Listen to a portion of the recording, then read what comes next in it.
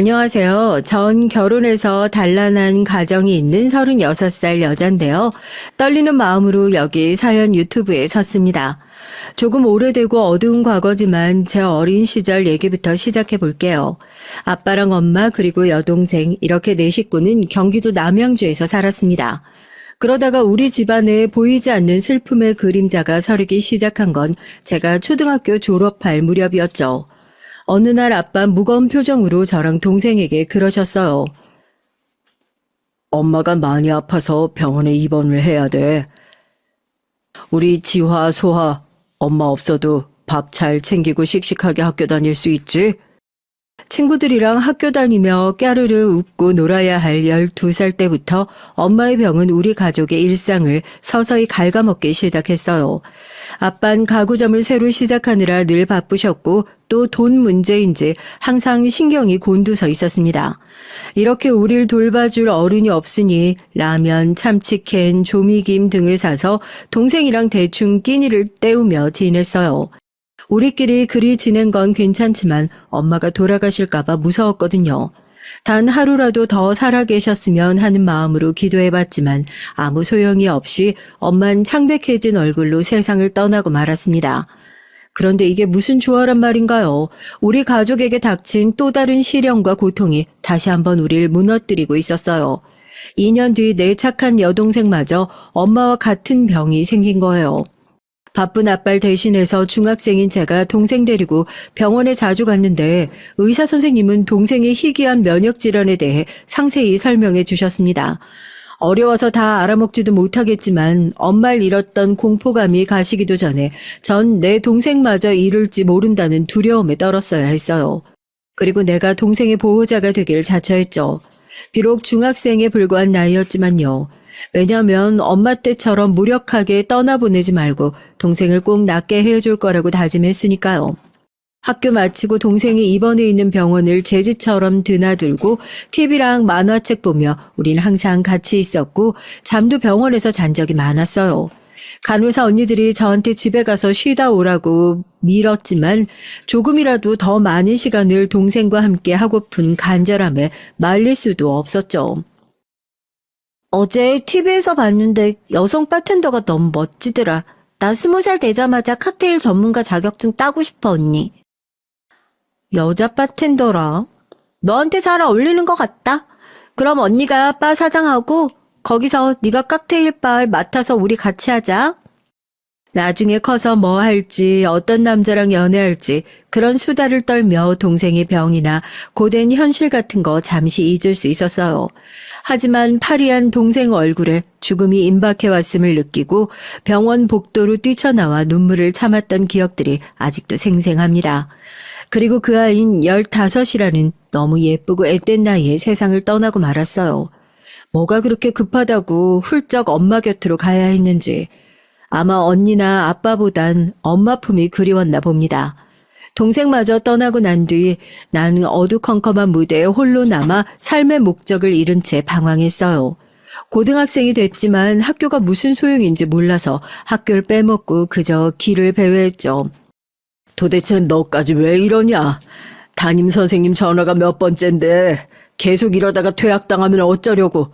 고등학교는 졸업해야지. 언제 아빠 노릇했다고 나한테 이래라 저래라야?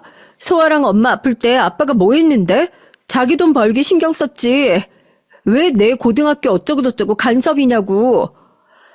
엄마랑 동생이 아픈 동안 자기 사업에만 골몰하고 가족을 내팽개친 아빠에 대한 원망이 극에 달했습니다. 내가 비참하고 극도로 외로운 건 그 비난과 원망을 모두 아빠에게 향했어요. 그리고 내게 무의미한 집도 아빠 얼굴도 보기 싫어서 가출까지 감행하고 말았죠. 어둠으로 가득한 거린 낯설었지만 동시에 어느 때보다 자유롭게 느껴졌습니다. 하지만 자유로움도 잠시 거리의 밤은 차갑고 고요했어요. 어린 학생 하나가 밤거리를 헤매는 모습을 보는 어른들의 시선은 무관심하거나 냉혹함 둘 중 하나였죠. 거기다가 가출해서 나처럼 방황하는 윤영이를 처음 알게 됐어요. 한 번은 편의점에서 라면을 먹다가 한 번은 공원에서 배회하다 마주쳤고 마지막 만났을 때 그 친구가 제게 말을 걸었습니다. 혹시 너도 집 나왔어? 그래, 너도?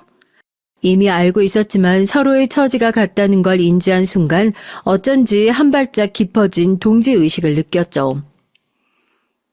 너도 땡땡이 오고 다니지? 지나가면서 본 얼굴이야.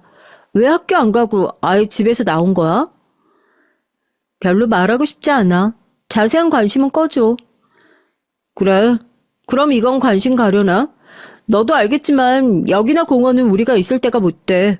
나 아는 언니 중에 우리처럼 오갈 데 없는 애들 재워주고 먹여주는 데가 있다는데 같이 가볼래? 잠깐 고민했지만 내 처지에 그런 곳이 있다면 거절할 이유가 없었죠. 윤영이를 따라 가출 청소년들이 모인 곳에 가게 됐습니다. 내 또래의 여자애랑 남자애들 10명 남짓 모여있는 반지하 주택이었는데 거기 리더로 보이는 오빠와 윤영이가 몇 마디 나누더니 그 오빤 나랑 윤영이를 훑어보더니 그랬어요. 여기 있으려면 규칙을 따라야 돼. 그것만 지키면 얼마든지 있고 싶은 만큼 있어도 좋아.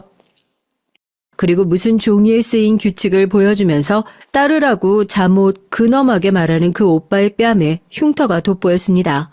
거기 있는 동안 춥지 않게 잘 수 있고 때마다 밥이랑 반찬 꺼내서 먹고 시간을 내 마음대로 보낼 수 있었는데 아주 중요한 일거리가 있었어요. 당번을 정해서 리더 오빠가 말하는 심부름을 해야 했고 실수가 있거나 거절하면 두들겨 맞아 며칠 보일러실에 감금당했습니다.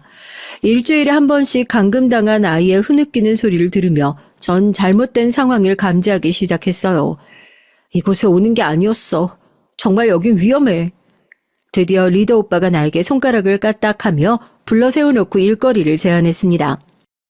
뭐 초등학생도 할 줄 아는 간단한 일이야. 하지만 내 말에 조금이라도 어긋나게 했다간 알지? 근처 골목에서 작은 소포 하나를 전달하고 오면 되는 일이라고 했어요. 리더 오빠가 말한 장소에서 후드티를 머리까지 푹 쓰고 고개 숙이고 기다리는데 누가 다가와서 말했죠. 오늘은 먹이 2개가 필요해. 넌 비둘기냐? 그 말은 바로 리더 오빠가 말한 암호 같았습니다. 오빠가 알려준 암호에 대한 대답을 뱉었죠. 난 다람쥐 먹이 하나가 있어. 그 말에 고개를 끄덕인 여자에게 갖고 온 소포를 내민 순간 여자가 말했죠. 너 혼자 왔어? 네가 온 곳은 어디야? 본능적으로 이 상황이 위험하다는 것 직감이 들어서 도망치려는 순간 그 여자는 내 팔을 꼭 잡았습니다. 잡았다. 어딜 도망치려고. 이 형사님 덜미 잡은 것 같습니다. 여자는 내 팔을 포박하고 무전기로 다른 경찰들을 불러들였어요. 아, 나는 경찰에게 잡히고 만 것이었죠. 그대로 경찰서로 끌려갔습니다. 네가 전달하던 이 소포가 뭔지 알아? 전 몰라요. 그냥 아는 오빠가 전달해달라고만 해서. 이거 불법 밀매야. 너 지금 현장 검거된 거라고. 그때 기억났습니다. 리더 오빠가 가장 주의하라고 신신당부했던 그 일이 벌어지고 말았죠. 혹시 짭새들에게 걸리게 되면 이건 무조건 너 혼자 벌인 일이야. 행여라도 여기 얘기 조금이라도 흘리면 네 친구 얼굴을 칼로 난도질하고 너도 나중에 찾아가서 똑같은 꼴로 만들 거야. 명심해. 아무리 경찰 아저씨들이 설득하고 겁박해도 전 조개처럼 입을 꼭 다물고 있었어요. 그러다가 늦은 밤 여경언니가 절 데리고 옥상에 가서 캔맥주를 내밀었습니다. 너 때문에 걱정돼서 퇴근을 못하겠다. 나도 남자 하나 제대로 만나서 결혼도 하고 해야 되는데 참. 퇴근하고 놀면 되지. 나한테 왜 이래요? 미성년자인데 맥주는 무슨. 지금 속 답답할 거 아니야. 그럴 때 마시라고 술이 있는 거고. 너 술 안 마셔봤어? 무서운 경찰로만 생각했는데 마치 동네 언니처럼 그러니까 어느덧 경계를 허물고 조용히 맥주를 비웠죠. 경찰로서가 아니라 너 고등학생인데 혼자 덤터겠으면 어른 되기도 전에 인생의 빨간 줄로 시작한다. 그게 뭘 의미하는 줄 알아? 네 가족은 심정이 어떻겠어? 갑자기 엄마랑 소아 얼굴이 떠올라서 흐느껴 울었습니다. 리더 오빠가 나랑 친구를 건들겠다는 협박으로 못했는데 여경 언니가 책임지고 지켜준다고 해서 결국 리더 오빠랑 근거지 위치를 털어놓고 말았어요. 걱정과 달리 경찰들은 그 가출 숙소에서 리더 오빠를 체포하고 함께 지내오던 윤영이랑 다른 애들도 무사히 데리고 나왔습니다. 그날 저녁 아빠가 경찰서로 찾아와서 집으로 데려가셨어요. 가출해서 무시무시한 짓을 하다 경찰서에서 제외한 나에게 아무런 비난이나 말씀 없이 조용히 운전만 하는 아빠에게 처음 무섭다는 느낌을 받았습니다. 정말 다친 데 없지? 그럼 됐다. 너도 범죄에 연루된 거라 책임을 피하지 못할 뻔했는데 그 김지혜라는 여경이 최선을 다해서 훈방 조치되었으니까 걱정하지 마. 미안해, 아빠. 너희 엄마랑 소화 간 지 얼마나 됐냐? 하나 남은 너까지 잘못될까봐 아빠 정말 잠도 못 자고 너만 기다렸다. 근데 우리 딸 이렇게 멀쩡히 돌아온 것만으로도 고마워. 그럼 그때 옆에서 있어주지. 엄마랑 소아랑 아빠가 그리웠을 거란 말이야. 아빠가 병원비랑 고칠 약값은 어떻게 구하겠니? 돈을 벌지 못하면 아픈 사람 고치지도 못하고 떠나보낼까봐 두려워서 더 열심히 가게 했지. 근데 치료란 치료는 아주 소용없이 그렇게 허망하게 갈 줄 누가 알았니? 다시 그때로 돌아갈 수만 있다면 아빠가 옆에서 지켰을 거다. 가장으로서 병원비 때문에 아픈 가족 옆에 있지 못하고 가게에 매진했어야 하는 아빠의 마음을 전 헤아리지 못했던 거죠. 나만큼 아빠도 후회하고 그리워하고 아파하고 있다는 걸 그때 깨달았습니다. 고등학교까지 무사히 졸업하겠다는 약속을 아빠랑 하고 학교로 돌아갔어요. 범죄의 길로 들어설 뻔했던 위기의 순간을 겪으며 윤영이와 우정은 한층 깊어졌는데 다행히 윤영이 또한 정신 차리고 학교로 돌아왔더라고요. 다시는 그런 길로 빠지지 말고 자신을 지키는 것이 얼마나 중요한지를 배웠고 공부는 못해도 우린 학교 수업은 절대 빼먹지 않았어요. 그러다가 다른 친구 소민이, 영주, 지혜까지 이렇게 4명의 친구와 친하게 됐죠. 남들 눈엔 공부도 못하고 몰려다니는 질 나쁜 애들이라 손가락질 받았을지 몰라도 그 친구들이 없었다면 내 인생은 천박한 사막이랑 같았을 겁니다. 최고로 속 깊고 의리까지 갖춘 멋진 애들이죠. 우리 아이들 H.O.T를 좋아한다는 공통점으로 아예 H.O.T 오빠들의 여자란 뜻으로 핫걸파라는 이름까지 짓고 현재까지 아름답고 단단하게 유지되고 있어요. 또 세금 성실히 내고 사는 사회 구성원으로서 또 결혼해서 아이의 엄마로서 모두 잘 지내고 있답니다. 이런 제 어린 시절 추억하다가 여기까지 빠졌죠. 언니들 미안해요. 어쨌든 다시 돌아와서 결혼 전 얘기를 잠깐 해보자면요. 성인이 돼서 중소무역회사에 취직해서 바쁘게 살다가 어느 날 문득 동생 말이 떠올랐어요. 칵테일 자격증을 따서 바텐더를 하고 싶다던 꿈 말이죠. 내가 동생 대신 그 꿈을 이뤄주고 싶어서 평일 저녁과 주말마다 자격증 준비해서 1년 만에 취득했습니다. 그리고 주말에 부평역 인근 칵테일바에서 아르바이트를 시작했어요. 매일 다양한 새로운 사람들을 만나 칵테일로 즐거움을 선사하고 대화하는 일이 무척 내 성격에 맞는 일 같았습니다. 아르바이트 하던 바에서 정직원을 제안하시기에 따분하고 지루한 업무, 여자 무시하는 조직 분위기에 온갖 더러운 꼴 참아주며 회사에 다니던 차에 바로 그만뒀죠.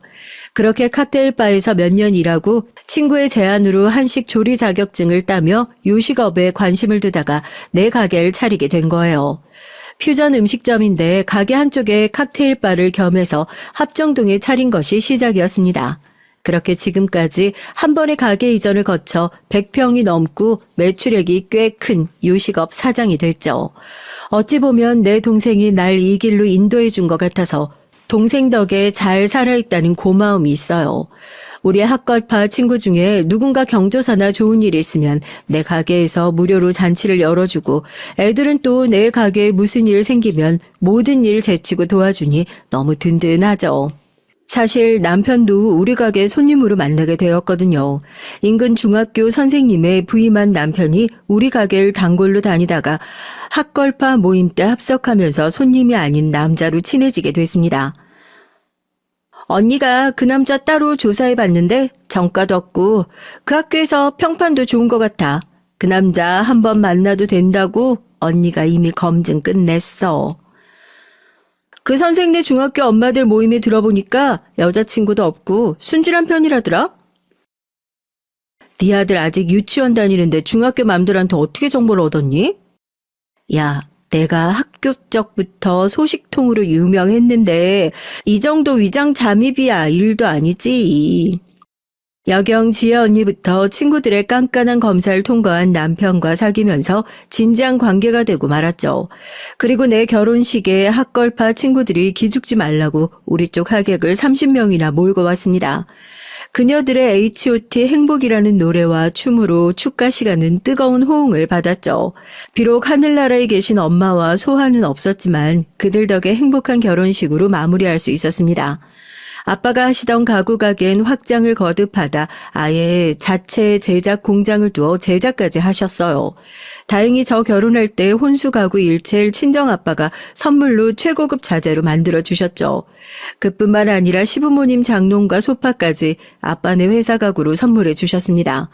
시부모님은 검소하고 소박한 분들이셨는데 며느리 덕에 결혼 이후 처음 가구를 바꿨다며 무척 좋아하셨던 건 안 비밀이에요.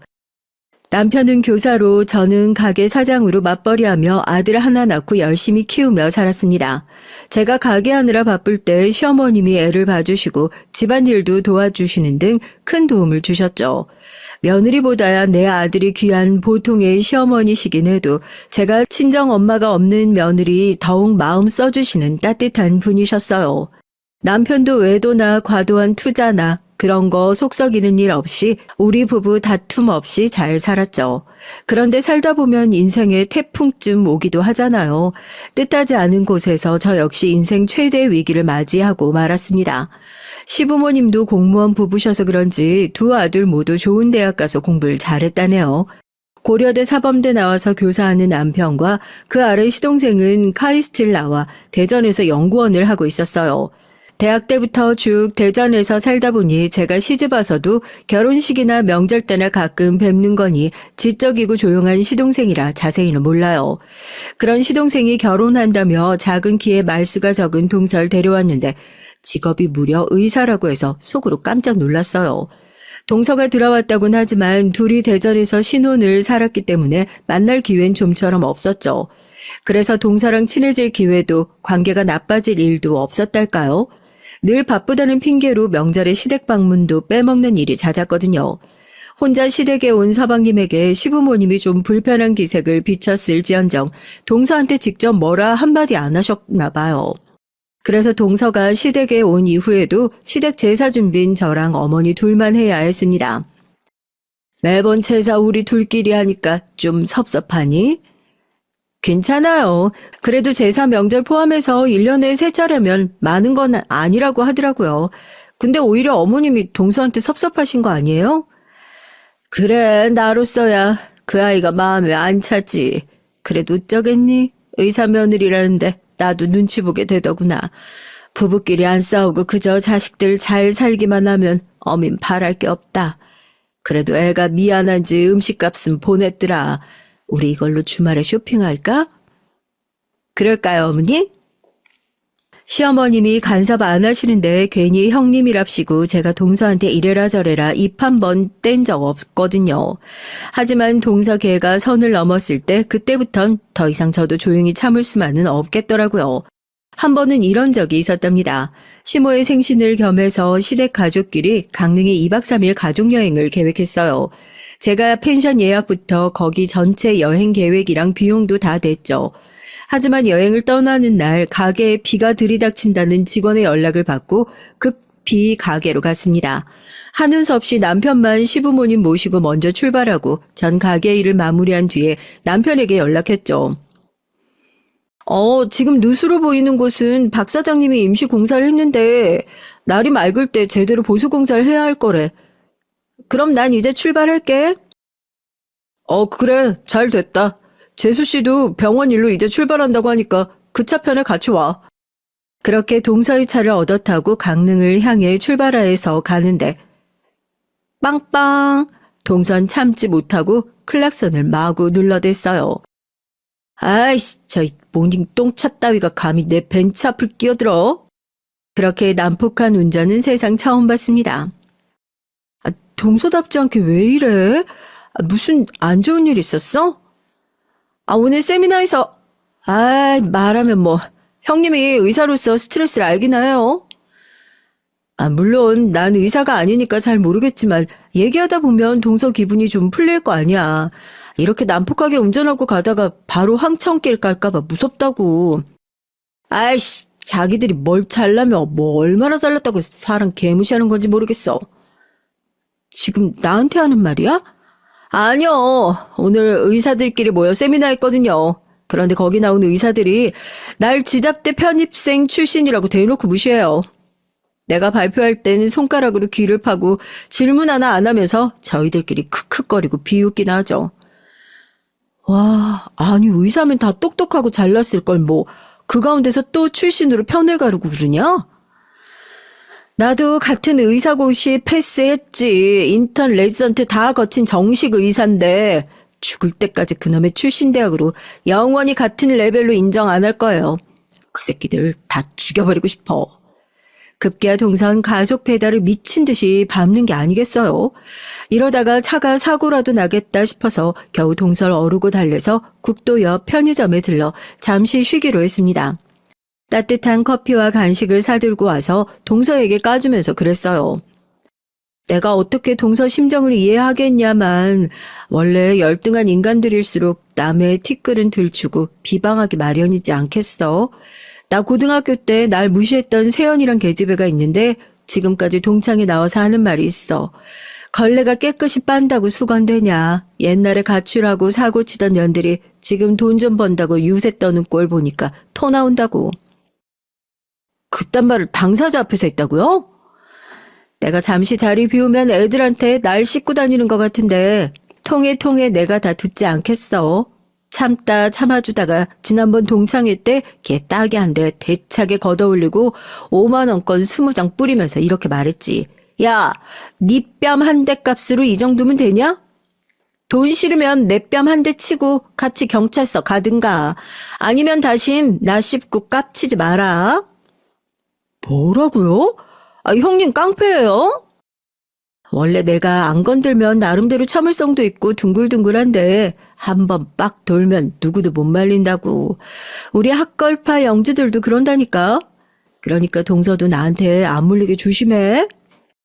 이렇게 얘기하면서 나처럼 동서 무시하는 의사 놈들한테 본때 한번 보여주라며 농담 섞어 얘기했죠. 대화하다 보니 동서의 분했던 표정이 좀 누그러지는 것 같아서 화장실 좀 다녀와서 출발하자고 화장실로 들어갔죠. 그런데 나와서 아무리 찾아도 동서의 그 하얀색 벤츠가 안 보이는 거예요. 그래서 다급히 동서한테 전화해서 어디 있느냐고 물었습니다. 형님, 내 차 못 탑니다. 거기서 한 13km만 걸으면 목적지니까 알아서 와요. 야, 장난치지 말고 어서 돌아오라고. 되게 웃기네. 너 형님이랍시고 내 앞에서 조언한 거니? 나 무시하고 욕해도 걔네가 좋은 대학 나온 의사라 그래도 참아주는 거야. 근데 대가리 나쁜 꼴통년이 지 동창생 같은 얘기하면서 뭐? 나한테도 깝치지 말라고? 형님 너야말로 나한테 개긴값 톡톡히 치르게 해줄 테니까 정신 말짱하게 걸어서 와요. 이러고 동서가 전화를 팍 끊어버린 데다가 이후 아무리 전화를 걸어봤자 싹 무시했어요. 이미 캄캄해진 밤에 혼자 시골길을 걸으면서 얼마나 황당하고 열받았는지 몰라요. 가로등도 잘 없는 초행길 촌동네에서 이러다가 험한 꼴 당할까봐 게다가 어두컴컴한 도로라 가끔 쌩안이 지나가는 차에 치일까봐 두려웠죠. 힘들게 2시간 넘게 걸어서 펜션에 도착하자마자 시부모님이 절 보며 도리어 그랬습니다. 첫째 너도 참, 이 오밤중에 왜 그랬다니? 둘째 차나 얌전히 타고 오지. 아무리 기분 상했다고 중간에 내려서 사라졌다면서 여기까지 걸어왔어? 다리 괜찮아? 이미 동서가 먼저 시부모님과 남편들에게 저랑 말다툼하다가 기분 상해서 저 혼자 내려서 걸어왔던 거짓말을 퍼뜨린 거죠. 이제와 시시콜콜 말하기 그래서 그냥 동서만 째려보고 여행 내내 말 섞지 않고 다녀왔던 기억이 나네요. 아무리 지가 기분이 상했건 어쨌건 그 시골 캄캄한 때 사람을 버려두고 가는 법이 어디냐고요. 그렇지 않나요? 그때부터 난 동서에게 동선 나에게 악감정이 생기기 시작했던 것 같아요. 서로 투명 인간 취급하며 사이 나빠진 걸 알아챈 시어머님은 자꾸 저한테 동서 좀 봐주라고 잘 지내보라고 그러시고 남편도 마찬가지 입장이었습니다. 당신이 그래도 형님인데 재수 씨 좀 봐줘. 아니, 근처에 새로 생긴 병원으로 환자들이 몰리면서 재수 씨네 병원 운영이 힘들다고 그러더라고. 그래서 요즘 어머님이 나한테 하소연했구나? 그렇게 며느리 노릇은 안 해도 시부모님 명절 용돈은 잘 챙겨줬었는데 요즘은 일절 없다고 하시던데? 그래, 재수 씨 의대 때 학자금 대출도 남아있고 버는 돈이 생각보다 얼마 안 된대. 수혁이 딴엔 의사 와이프 덕 좀 볼 줄 알았더니 생활비 대부분 자기 월급에서 나간다고 앓는 소리 하더라고. 동선의 딱한 사정 얘기 들으니 분했던 마음도 누그러지면서 그래, 평생 가족으로 엮여 살 텐데 내가 한번 봐주지 했어요. 곧 이사 준비하고 있다는 얘기에 내가 먼저 동서한테 연락을 해봤죠. 잘 지냈어, 동서? 오랜만이다. 병원은 여전히 잘 되지? 네, 병원은 뭐 똑같죠. 저한테 무슨 하실 말씀 있으세요? 아니, 조만간 이사 간다고 하는데 내 도움이 좀 필요할까 해서. 맞아요. 결혼할 때 잠깐만 전세로 살 거라 거기 빌트인 된 거 뭐 있고 싸구려 가구만 몇 개 들어놨죠. 그래서 이번에 보니까 가구랑 가전 다 새로 들어놔야 할 판국이더라고요. 그래? 가구라면 우리 친정아빠 회사에 내가 얘기 잘 해놓을 테니까 한번 가봐. 최대한 저렴하게 좋은 걸로 맞춰달라고 부탁드릴게.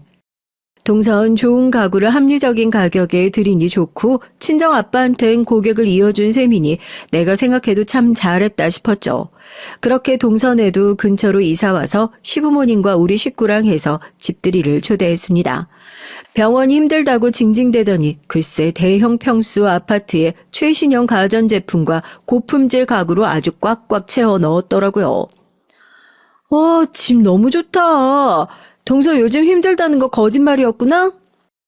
다혜형님이 소개해준 가구점 덕분이죠. 말씀대로 품질은 최고인데 아주 저렴하게 드릴 수 있었으니까요. 어쩐 일로 동서가 우리 아빠네 회사 칭찬까지 하고 기분이 으쓱거리고 좋았습니다. 그간 불편했던 동서지간 사이도 좋아지고 일도 잘 풀렸구나 했죠. 그런데 말이죠. 그로부터 반년쯤 지났을까요? 어느 날 031 지역번호인 유선 전화가 걸려왔더라고요. 전화를 받아보니 순철 삼촌이었죠. 순철 삼촌은 옛날 아빠 가구 가게 시작 때부터 일했던 분인데 친삼촌 같은 분입니다. 친정 가면 인사드리긴 해도 개인적으로 연락하시던 사이는 아닌데 갑자기 나한테 삼촌이 왜 전화를 걸었는지 의아하더라고요. 내가 사장님 연락처 파일에서 네 번호 찾아서 회사 전화로 한 거다. 기니 할 말이 있어서 내가 이런 말 한다고 오지랖 같긴 한데 그 여자 해도 너무한 거 아니냐? 엄청 조용하고 순둥한 삼촌이 그렇게 열통낸 목소린 처음 들었어요.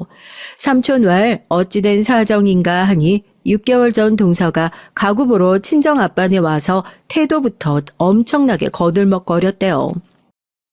형님이 사정사정해서 먼 남영주까지 온 거거든요. 이게 이사갈 집 평면도예요. 여기 침대랑 드레스장 등등 표시한 데에 치수랑 색깔 적혀져 있죠? 거기에 딱 맞춤으로 가구 보내주셔야 돼요. 예, 우리 지화 시댁이니까 최선을 다해 맞춰드리겠습니다. 그런데 고르신 가구들이 최상급의 수입 제품도 있어서 구매 금액이 1억이나 되는데 괜찮으십니까? 못 들으셨나 봐요. 저 의사예요. 꼴랑 1억 가지고 무슨. 그리고 워낙 사기꾼이 많아서 집에서 가구 받아보고 하자 없으면 그땐 정산해드릴 테니까 그렇게 하세요. 예, 문제가 될 것 없습니다. 그리고 저흰 그런 쪽으로는 자신이 있는 회사예요. 고객 신뢰를 먹고 회사가 이만큼 커왔으니까요. 순철 삼촌 말이 동서가 재수없고 거만한 태도로 굴었지만 아빠는 내 딸 시댁 사람이니 끝까지 공손하게 대했다 하네요. 정말 공을 들여 좋은 가구로 엄선해서 배송까지 직접 아빠가 하시는 등 완벽하게 일을 마치고 정산할 시간이 좀 온 거예요. 하지만 동선 계좌번호를 두고 가면 차후 정산금을 보내겠다면서 일단 아빠를 보냈답니다. 모르는 사이도 아니고 심지어 의사라는데 돈을 떼어먹겠나 하고 동서 믿고 오셨다죠. 그런데 일주일이 지나고 한 달이 지나가도 가구값은 들어오지 않았답니다. 정중하게 연락해도 차일피일 미루고 나중에 나의 잡상인 취급하면서 연락까지 씹더래요. 그러기를 벌써 6개월이나 지난 겁니다. 지금 사장님이 얼마나 곤란한 상황인지 알기나 해. 요즘 회사 사정이 많이 안 좋거든. 그래서 그 1억이면 당장 급한 사채를 갚을 수 있어서 얼마나 절실한데. 그 의사라는 양반이 어째 그럴 수 있단 말이냐? 급한 사정에 친정아빠가 동선의 병원까지 찾아가서 조심스럽게 정산해달라고 하니까 돌아오는 대답이 더 가관이었습니다. 못 배운 집안이라 그런가? 이렇게 무례하기 짝이 없네요. 그깟 가구값 때문에 여기가 어디라고 병원까지 됐어요. 가구 품질이 너무 안 좋으니까 그냥 반품할게요. 가져가세요. 아니, 그게 무슨 소리요? 가구를 6개월이나 사용해놓고 이제와 반품이라니. 자꾸 이렇게 귀찮게 구시면 제 기분이 슬쩍 상하려고 하거든요. 형님 옛날에 좀 놀았다면서요. 가출까지 하고. 그거 우리 시부모도 아시나 모르겠어요. 동서의 이 한마디에 친정아빠는 아무 소리 못하고 돌아와서 낮부터 혼자 술을 드셨대요. 삼촌이 말한 이 대목에서 미친 듯이 화가 났습니다. 내 딸이 혹시나 사돈 어른들에게 밉보일까 싶어 딸보다 더 어린 년한테 수모를 당한 아빠의 심정이 어떠셨을까요? 삼촌의 얘기를 듣자마자 난 동서가 있는 병원에 쏜살같이 갔습니다. 접수 간호사에게 내가 시 형님인데 당장 만나겠다 하자 간호사는 어차피 환자도 없으니 바로 원장실로 들어가시라 했죠. 내가 원장실 문을 열고 들어가자마자 동서는 날 보고 아는 척도 안 하고 간호사 들으라는 듯 소리쳤습니다. 김 간호사, 내가 아무나 들이지 말라고 몇 번 말하니? 환자분 오시면 어쩌려고. 이분 데리고 나가서 퇴근 시간까지 기다리라고 해. 뻔히 눈앞에 있는 날 투명 인간, 비렁뱅이 취급하면서 간호사한테 끌려 내보내려 하는 게 아니겠어요. 눈에서 레이저가 뿜어나올 듯 동서를 강렬하게 쳐다보며 그랬습니다. 너 우리 아빠한테 그딴 짓 하고 또 날 이렇게 취급해? 내가 전에 그랬지. 한 번 건들면 내가 누구보다 무섭게 돌변한다고. 네, 기억하네요. 그런데 뭐 어쩌라고요. 바쁘니까 나중에 오세요. 내 말을 무시하는 동서를 보며 분해서 눈물이 날 지경이었습니다. 간호사가 연신 미안해하며 나가시라고 하니 내 발로 병원 밖에 나오긴 했는데 이대로 물러날 수는 없었어요. 혼자 분을 이기지 못하고 다시 들어가서 그년 머리채를 끌고 나올까 어쩔까 고민했다가 지혜 언니에게 전화를 걸었죠.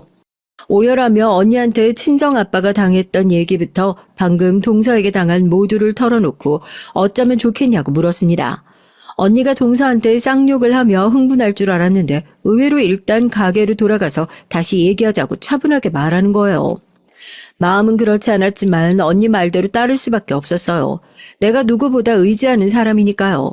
가게 일이 손에 잡히지 않아서 직원들에게 맡기고 멍하니 발코니 의자에 앉아있는데 이윽고 지혜 언니부터 윤영이, 소민이 등 학걸파가 모두 찾아온 겁니다. 우리 지화에게 일이 생겼다고 모두 긴급 소집했지. 자, 그동안의 고통을 이제 동서에게 정확히 되갚아줄 계획을 세워볼까? 우리가 이렇게 하나의 목적으로 모인 게 얼마만인지 너무 떨려. 아줌마 됐다고 다들 우리가 누군지 잊은 건 아니겠지? 언니의 말 속에 복수에 대한 확고한 의지가 친구들의 눈빛엔 결연한 의지가 담겨있음을 느낄 수 있었습니다.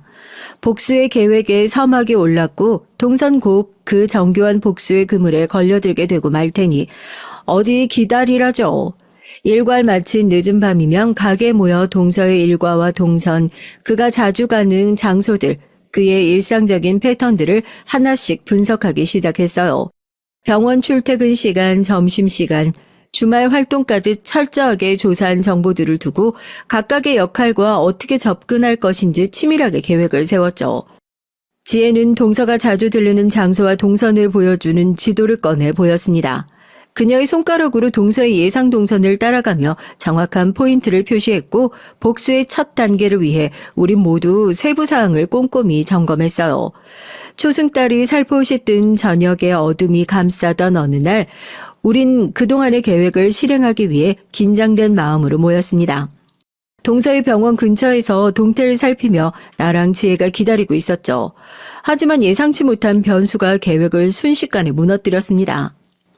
어떡하지? 그 여자 병원 나선 지 좀 지났대. 평소와 다른 데를 가나 봐. 계획의 첫 번째 시도가 완전히 수포로 돌아갈 위기에 처했을 때 걱정 마. 아까부터 걔 SNS 주시하고 있었거든. 약속 때문에 여기 쉐라톤 호텔 주차장으로 움직이는 중이야. 소민이의 정보로 발빠르게 움직인 덕에 호텔 주차장에 CCTV 사각지대를 찾아서 동서를 기다리고 있었어요. 그런데 뜻하지 않게 동서는 혼자가 아닌 어떤 남자와 함께 있었죠. 그때 윤영인 언제 챙겼는지 커다란 대포 카메라를 꺼내서 그들을 찍으며 씩 하고 웃었습니다. 계획을 변경하고 우리는 잠시 그들을 기다리고 있었어요. 1시간 반쯤 지났을 무렵 그 둘이 나와서 헤어지는 걸 보고 우린 동서 뒤로 접근해서 재빠른 움직임으로 저항할 틈도 없이 제압하고 차에 태웠습니다. 눈과 귀를 가린 채 납치된 동선 버려진 창고로 데려와 의자에 결박된 채 묶어뒀어요. 창고는 인천항 근처 미리 준비해둔 곳으로 외부와 완벽히 차단된 장소임이 분명했죠. 차가운 콘크리트 벽, 좁고 답답한 공간, 그리고 빛 한 줄기 없는 어둠 속에서 동선 격렬하게 소리치고 저항했습니다. 너희들 누구야? 강도면 내가 원하는 데 돈 줄 테니까 이것 좀 풀어달라고! 동서를 데려와 놓은 이후 누구도 말을 하거나 어떠한 행동도 하지 않고 가만히 기다리기만 했어요. 우리 중 누구도 처음 계획처럼 동서 뺨을 때리고 머리채를 잡아당기며 욕하는 행동 같은 걸 시도할 엄두가 나지 않았습니다. 그렇게 되면 정말로 폭행을 하는 건데 멀쩡히 가정을 이루고 사는 친구들에게 차마 거기까지 하고 싶진 않았거든요. 하지만 신체적 고통보다 크고 두려운 고통은 심리적 압박이라는 걸 동서의 변화로 알 수 있었습니다. 분노에 휩싸여 발버둥을 치던 동선 점차 시간이 지나고 말수가 줄어들고 자신의 처지를 깨닫기 시작한 듯 했어요. 저항의 감정에서 공포와 두려움이 점차 동서의 내면을 잠식해갔던 것 같아요. 저기요, 누군지 몰라도 제발 이러지 마세요. 예전에 친구들에게 괴롭힘 당하다가 운동장 단상 아래 창고에 갇힌 적 있다고. 그때 이후로 폐소공포증이 생겨서 지금 무서워 죽을 것만 같아. 살려주세요. 그 말을 듣고 변조된 마이크를 통해 처음으로 말을 했습니다. 너 멀었어, 아직. 그간 너의 행동으로 얼마나 많은 사람이 상처를 입었는지 중요하지. 어떠한 이유로 지금 이 상황에 처하게 됐는지 깊이 생각해야 할 거야. 내 대답에 급발진하듯 동선 자기 의료행위 실수로 피해를 본 환자 얘기부터 심각한 따돌림으로 괴롭힌 대학 동창의 얘기까지 모조리 고해성사하기 시작했어요. 걔 생각보다 정말 많은 죄를 짓고 살았더군요. 하지만 아쉽게도 그 속에 나에 대한 얘기는 없었습니다. 그만큼 그녀에게 내 존재가 하찮아서일까요? 아니면 평생 저지른 죄가 많아서 나랑 친정 아빠에게 한 짓은 잘못도 아니라 생각한 걸까요? 허탈한 마음으로 동서에게 물 한 모금을 먹게 해준 뒤 지혜랑 소민이에게 그곳을 맡기고 전 집으로 돌아왔죠. 우린 만약의 사태에 대비해서 2인 1조로 교대 근무를 서기로 했거든요. 아이 유치원 등원과 출근하는 남편을 보내며 평소와 다름없는 오전 일과를 시작했지만 마음 한구석엔 동서가 어쩌고 있는지 궁금했습니다. 혹시나 싶어 주의를 기울였는데 서방님이나 시부모님 모두 동서가 어디에 있는지를 전혀 모르고 있었어요. 그도 그럴 것이 어젯밤 동선 제주도 학회 참석이 예정되었던 때라 자기 집에 들어오지 않았어도 서방님이나 병원에서 의심할 수 없었죠. 몇 시간의 연락 두절로 서방님이 경찰에 실종 신고라도 하는 게 아닌가 걱정했는데 그 부부에게 평소와 다름없었나 봐요. 일단 들키지 않았으며 안도하고 창고로 이동해서 밤새워 지켰던 친구들과 교대했습니다. 그 시간은 창고 안에 갇혀있던 동서를 지켜보는 저 혼자만 있을 뿐이었어요. 잠들었던 동서가 깨어나고 잠시 생각하더니 이내 흐느끼기 시작했습니다. 거기 누구 있어요? 또 아무 소리도 없네. 나 혼잔가? 그래, 이렇게 생각해보니까 어릴 때 날 괴롭히던 놈들 이상으로 나도 괴물이 되어버린 것 같아. 학교에서 나 늘 외톨이였지. 낡고 해진 옷, 관리 안 된 손발톱, 그리고 항상 주눅 들어있는 모습 때문에 다른 애들은 날 조롱하거나 피했으니까 그럴수록 누군가 눈 마주치는 것조차 두려웠고 더 소심하고 두려움에 떨고 선생님들조차 내 상황을 외면했는데 나한테 무슨 힘이 있겠어. 10살 무렵 홧김에 맨날 괴롭히던 재호를 박치기로 반격하고 처음으로 인생의 진리를 깨달았지. 약한 모습 들키면 잡아먹힌다는 걸. 그때부터 너 자신이 악마가 되기로 했다는 거야? 악마라니. 악마는 우리 집이었어. 처음엔 술 먹고 엄마 때리는 아빠가 원인이라 생각했는데 아니야. 알코올 중독인 아빠가 아니라 저항 한번 못하고 당하기만 한 엄마 잘못이지. 약하고 물러 터졌으니까 제 딸년 하나 건사 못하고 그게 뭐야. 그때부터 누구도 날 짓밟을 수 없도록 내가 먼저 밟아주겠다고 결심했고 선의 같은 것보다 분노와 의심으로 사람을 봤던 것 같아. 평범한 대학에 입학하고 사회적 성공이 절실히 필요해서 의대 편입만 목표로 달렸어. 그래서 결국 의사의 꿈을 이뤘으니 됐잖아. 그런 여유와 능력이 생기면 강팍한 마음 접고 주변도 챙기면서 내 신세에 챙기긴 누굴 챙겨. 의대 들어가면 끝인 줄 알아? 몇 억이 드는 학비 때문에 내가 뭘 했게. 이 몸뚱이 팔았어. 여의대생이란 타이틀 달면 2배나 더 비싼 화대 받을 수 있다는 더러운 세상을 네가 알기나 해? 왜? 이제 나 창렬하고 욕해보지 그래. 구청에서 주는 최저 생계비 받아 쓰는 부모에다가 학비 달라고 하냐. 은행도 안 빌려주는 돈을 어디서 구하겠어. 그게 뭐 어때서. 동서가 그렇게 절박하게 살아온 줄은 미처 몰랐습니다. 왜 그리 돈에 집착하고 남들에게 인색하게 굴었는지 이해가 되고 동정심마저 들었죠. 그렇게 내 힘으로 거머쥔 의사였어. 자존심 버려가며 내 20대를 모조리 바쳤건만 의사 되고 보니 생각보다 별거 아니더라고. 맞선 시장에선 내 집안 환경이 발목 잡아서 같은 의사끼리 결혼도 어려웠고 그리고 환자들은 뭐 지병 고쳐주는 의사를 식당 서비스직 정도로 여기는데 아주 가관이야. 머리도 나쁜 것들이 내 말 안 듣고 그저 자식들한테 시종일관 친절한 미소로 위로해주길 바란다고. 의사한테 말이야. 그게 짜증나서 내보내면 병원에 대한 욕을 퍼뜨려서 환자들은 갈수록 빠져나가. 의료 장비 리스비에 병원 임대료에 아직도 돈도 나는데 그런 내 처지가 왜 그토록 의사가 되려고 아등바등 거렸나 회의감이 들어. 공부 못하고 가출까지 했던 시댁 형님이 하나 있는데 지금 가게 하면서 월 2천만 원씩 번다고. 내 남편이 매사 비교질 하더라. 내가 무려 의사인데 말이지. 참나. 그게 얄미워서 저희 친정 가구점에 내가 가구값도 안 줬어. 처음엔 천천히 주려 했다가 지금은 진짜 병원이 어려워서 당장 1억이 없다고. 어쩔 수 없는 거 아니야? 넌 그 가구점 사장님이 사채에 시달리고 있다는 건 알고 있어? 뭐라고? 아, 거기 규모도 크고 잘 되는 데 아니었어? 그 사장님도 절박한 심정으로 너희 병원에 찾아갔던 거래. 돈 없던 시절 너처럼 미수금 1억이라도 받으면 사채빚 독촉에 시달리지 않을 수 있잖아? 아, 알겠다. 그래서 그 깡패 새끼들이 시켜서 지금 나 가둔 거야? 내가 잘못한 건 맞지만 그래도 이런 짓 당할 만큼은 아니잖아. 갚을게. 그 사장님 그런 사정까진 몰랐어. 내가 그렇게 어릴 적 보살핌도 못 받고 불쌍한 사정인 거 다른 사람들도 다 몰라서 너한테 그랬던 거야.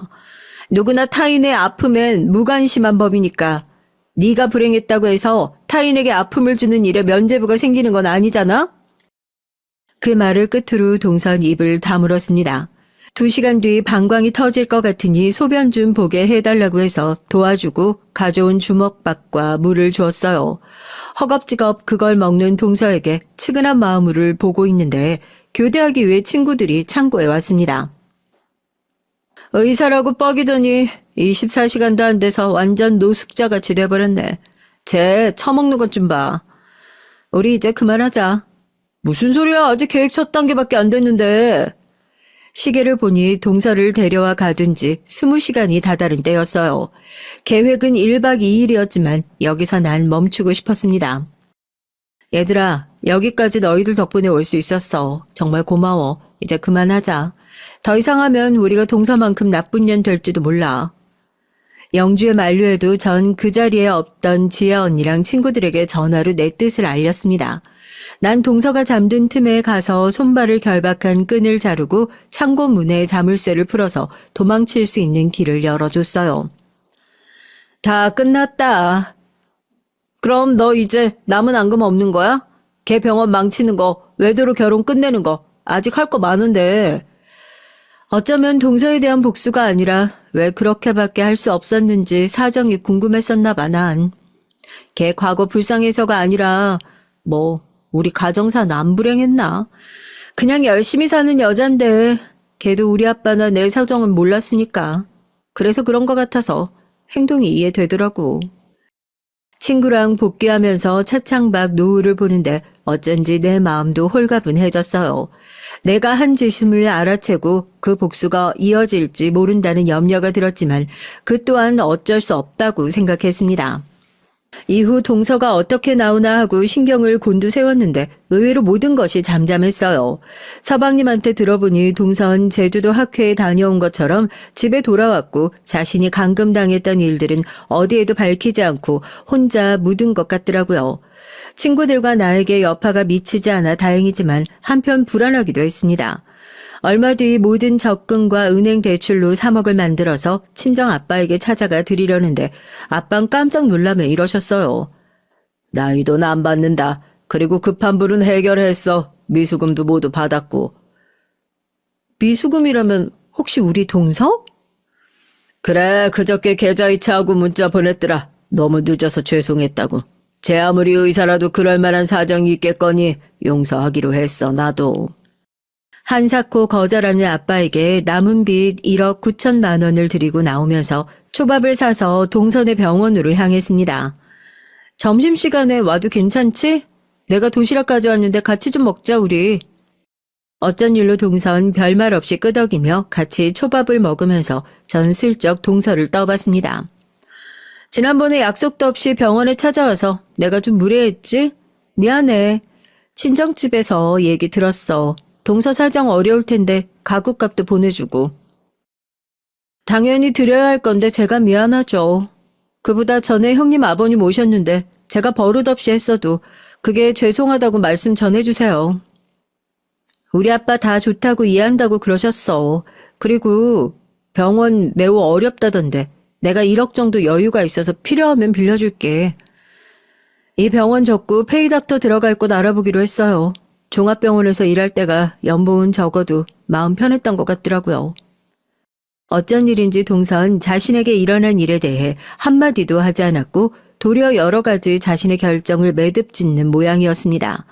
어쩐지 그런 동서를 응원하고픈 마음이 들어서 무슨 일이든 필요한 건 제가 다 지원하고 돕겠다고 동서 손을 잡고 약속했어요. 이렇게 동서와의 일이 마무리되고 학걸파와 지혜 언니를 불러 쫑파티를 열면서 감사를 표했습니다. 안 해본 일이었을 텐데 나 때문에 용기 내줘서 모두에게 정말 고마워요. 별거 아니지만 백화점 상품권 좀 넣었어요. 이걸로 쇼핑도 하시고 미모에 투자도 하라고. 참고로 너희 알리바이라든가 창고 증거물 등은 내가 다 체크했으니까 행여나 지와 동서가 경찰에 신고하더라도 너희가 용의선에 있지는 않을 것 같아. 걱정하지 말고. 영주한테 들으니까 동서가 너 혼자 있을 때 과거 고해성사했다며? 그래서 복수의 마음이 수그러든 거야? 그래도 잘했다. 내 친구다운 선택이야. 그래, 난 좀 아깝단 생각도 든다. 우리가 준비한 게 많았는데. 그날 건진 외도 사진도 있고 알아보니까 그 남자 레지던트 때 같은 병원에 있던 친구더라고. 혹시 모르니까 내가 킵해둘게. 나중에 동서가 또 싸가지 없이 굴면 나한테 바로 말해라. 그로부터 2년이 지난 지금까지 그 사건들은 학걸파와 동서만 아는 비밀로 묻고 있습니다.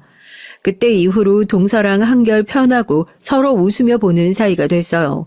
마치 동생처럼 무슨 일 생기면 챙겨주고 안부도 묻고 그렇게 지내니까 동서가 날 가깝게 느끼고 연락도 따로 하고요. 명절에 자기 친정엔 안 가도 저하고는 꼭 만나려고 하는 걸 보면 절 언니처럼 여기는 건 맞겠죠. 지금까지 서툴고 장황했지만 제 얘기가 재밌으셨나요?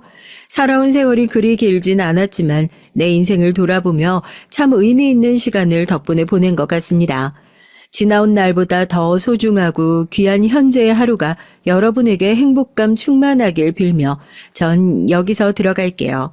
안녕히 계세요. 안녕하세요. 구독자 여러분. 저에겐 이렇게 예쁜 날이면 생각나는 한 사람이 있습니다.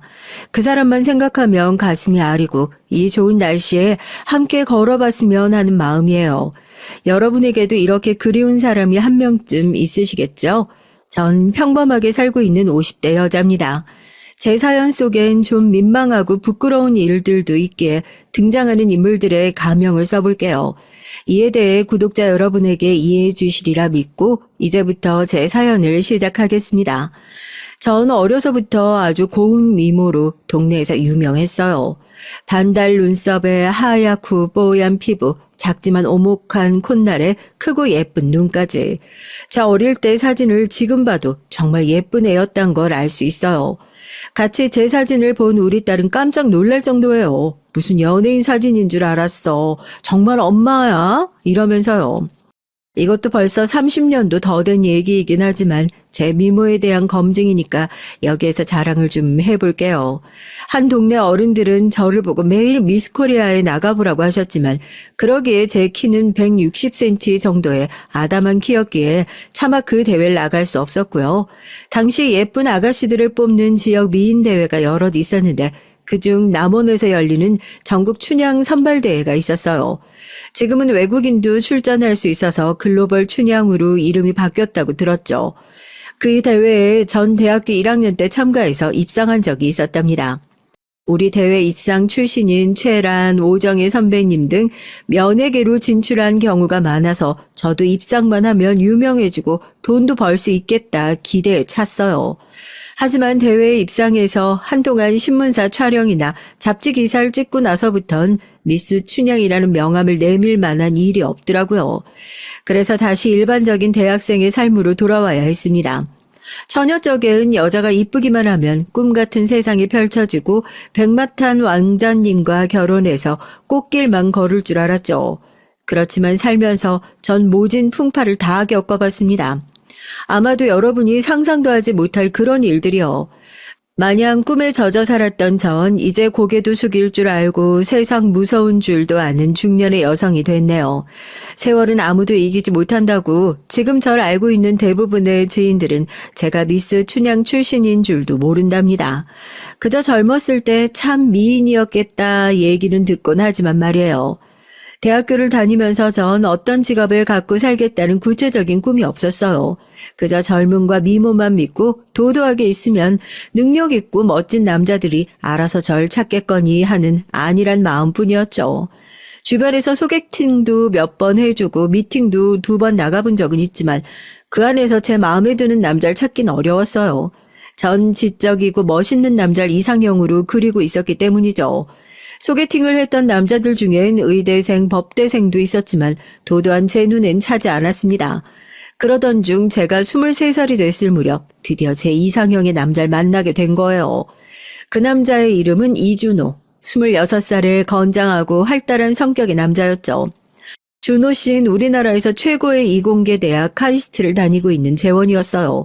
컴퓨터 공학과를 전공한 사람으로 정말 천재처럼 똑똑했을 뿐만 아니라 자신의 능력에 대한 자신감도 큰 남자였죠. 우리나라 IT 사업은 아직 불모지에 불과해.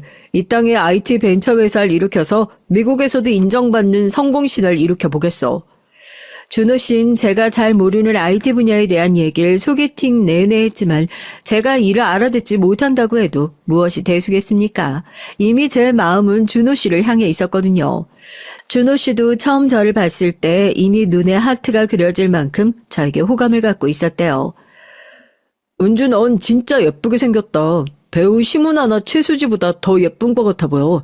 너 혹시 전생에 춘향이로 태어났던 거 아니야? 어머, 오빠, 저 미스 춘향대회 나가서 입상됐어요. 저 춘향인 거 어떻게 알았어요? 진짜야? 우린 대화부터 너무 잘 통했고 준호 씨는 능력 있고 지적일 뿐 아니라 유머 감각까지 있는 완벽한 남자였죠. 준호 씨를 소개해준 내 친구에게 다음날 학교에서 밥을 사면서 감사의 표시까지 했습니다. 어제 소개해준 오빠 진짜 멋있더라. 우리 오늘 저녁에 또 만나기로 했어. 그렇지? 내가 딱 봤을 때 둘이 아주 잘 어울릴 것 같더라. 안 그래도 준호 오빠가 나한테 거하게 쏘겠다고 문자 보냈어. 어떻게 하늘에서 선녀를 낚아왔냐면서 너한테 푹 빠졌던데? 저와 준호 씨는 정말 잘 어울리는 한 쌍이었어요. 준호 씨의 학교가 있는 대전에도 놀러 가보고 준호 씨가 우리 학교에도 놀러 오면서 우린 장거리 연애라는 장애를 극복하고 뜨겁게 사랑했습니다. 준호 씨는 대학교 학부를 졸업하고 대학원 연구실에 있었는데 이때부터 몇몇의 선배와 함께 벤처회사를 창업하겠다며 바빴어요. 준호 씨가 그 회사에 대한 설명을 저에게 했었지만 전 그저 정보기술의 컨설팅 관련 회사라고만 알고 있었죠. 하지만 그 회사는 사업 자금을 모으지 못하고 제대로 경영도 해보지 못한 채로 몇 달 만에 문을 닫았습니다. 이 한 번의 실패에 준호 씨는 포기하지 않았죠. 준호 씨는 대학교 시간 강사와 연구실 활동을 병행하면서 창업 자금을 모으고 교수님들에게 사업 아이템을 홍보하며 회사 창업에 도움을 주십사 유치하느라 참 바빴어요. 지난 실패의 경험을 딛고 준호 씨는 더욱 열심히 했습니다. 그러더니 결국 2000년 초반에 창업 동아리 친구들과 인터넷 검색 업체를 창업했어요. 그 당시엔 네이버가 지금처럼 커지기 전의 시대였는데 준호 씨가 개설한 인터넷 사이트는 가입자 수가 폭발적으로 늘어서 이러다가 야후를 잡아먹는 게 아니냐는 말도 들을 정도였죠. 준호 씨의 사업은 날로 확장했고 자신의 회사가 잘 되고 나니 준호 씨는 그제야 회사 일만 몰두하는 걸 멈추고 주변을 볼 여유가 생겼나 봅니다. 저와 준호 씨는 그동안 연애하면서 대부분 전화나 문자로 서로의 일상을 공유했고 얼굴을 보고 만나는 날은 일주일에 한 번씩 그것도 잠깐의 시간만 보냈을 뿐이죠. 우리가 연애한 지도 몇 년이 흐르고 전 이미 결혼 정년기에 접어들었기 때문에 아마 준호 씨는 마냥 기다리게 하는 것 같아서 저에 대한 미안함이 마음속에 자리했던 모양이에요. 은주야, 바쁜 나 이해해주고 늘 옆에 있어줘서 정말 고맙다.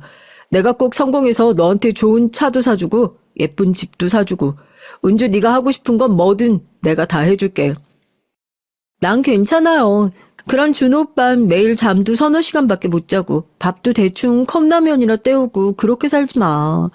건강이 제일인 거 알지?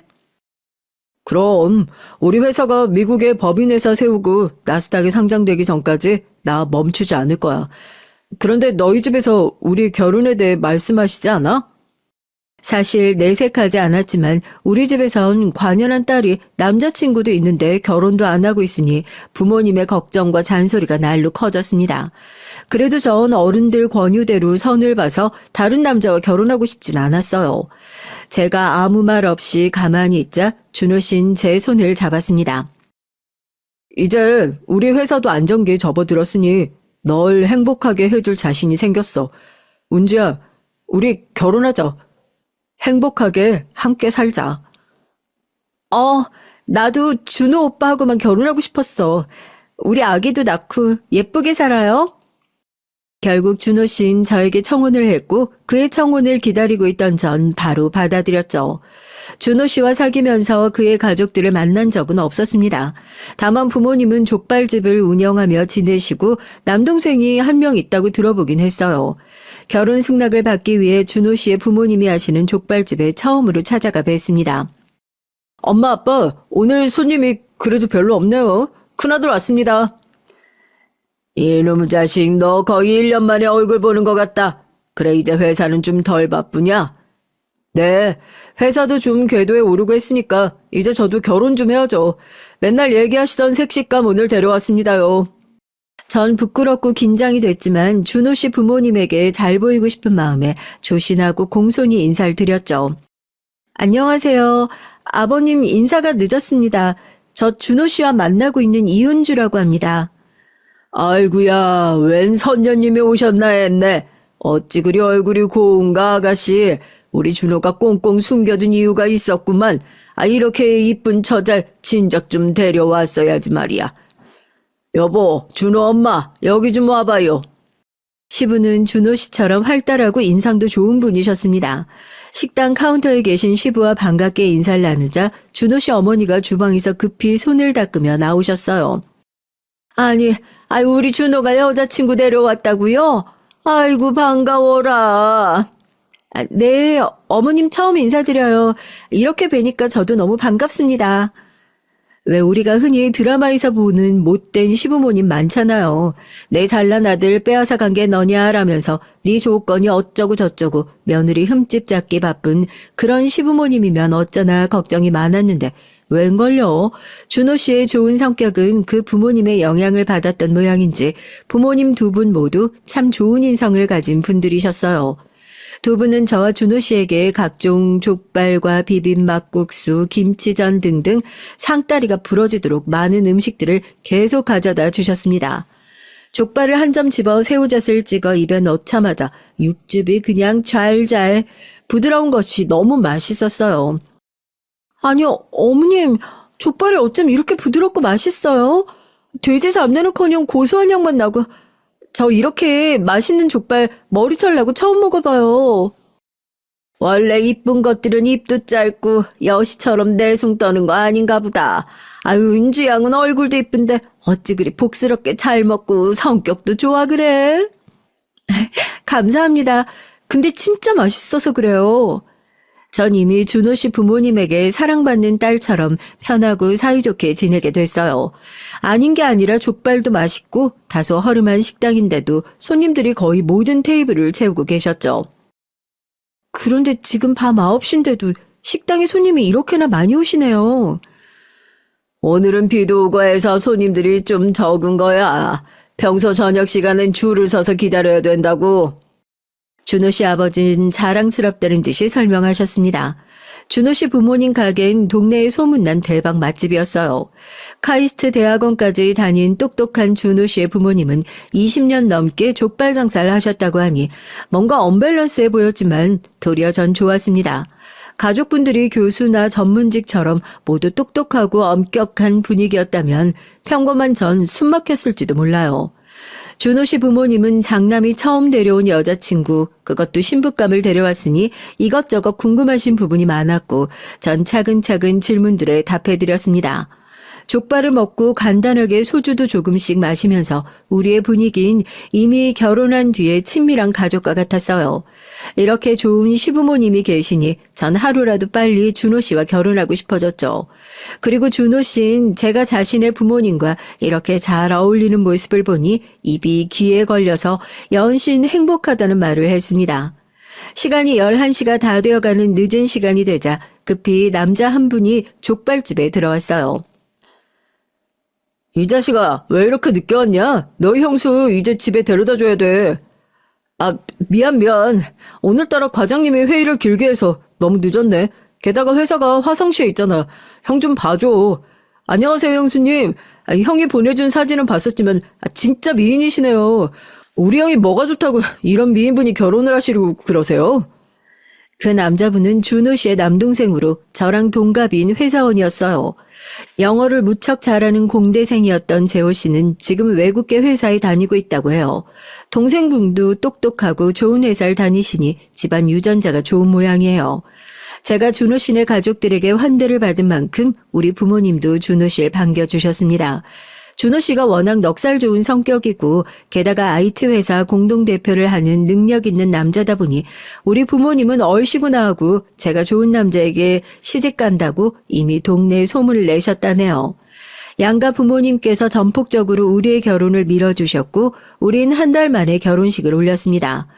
회사 일이 바쁜 준호 씨의 상황상 신혼여행은 다음으로 미룬 것이 좀 아쉬웠지만 그것 빼곤 모든 것이 다 좋았어요. 준호 씨는 전에 했던 약속대로 돈은 얼마가 들어도 좋으니 제가 원하는 신혼집을 골라보라고 했죠. 전 평소 로망이었던 작은 마당이 있는 2층 집을 선택했습니다. 이곳에 텃밭도 일구고 마당에 잔디와 각종 나무를 예쁘게 심어서 조경도 했어요. 우리 사이에 아기가 태어나면 이곳을 뛰어놀고 물놀이도 할 행복한 상상을 하면서 우리 집을 하나씩 꾸며갔죠.